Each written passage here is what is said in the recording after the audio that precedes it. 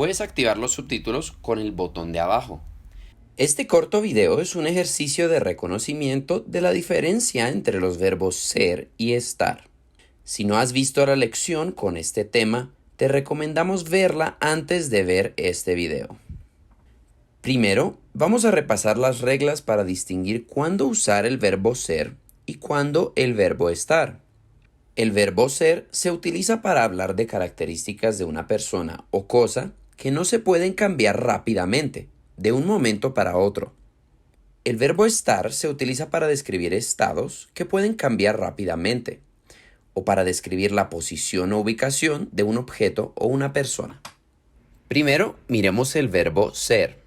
En caso de que necesites repasar, esta es la tabla de conjugación.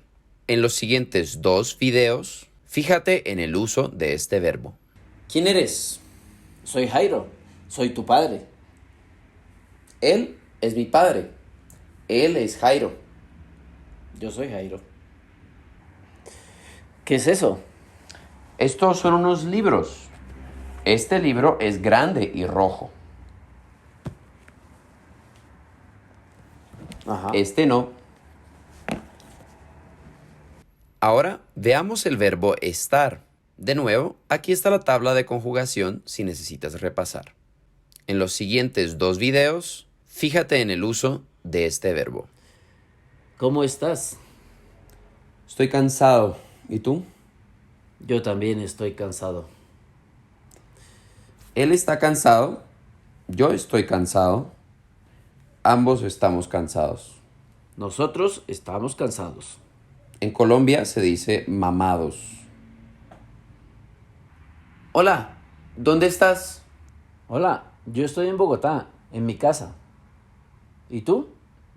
Ay, yo también estoy en Bogotá, en mi casa. Ajá. Él está en Bogotá, en su casa. Estoy en Bogotá, en mi casa. Los dos estamos en Bogotá, en nuestra casa.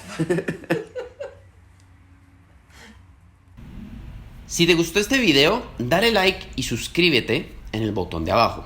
También puedes darle a la campanita si quieres que YouTube te notifique de cada vez que sacamos un nuevo video. Además, si quieres, puedes seguirnos en nuestras redes con los links que encontrarás en la descripción.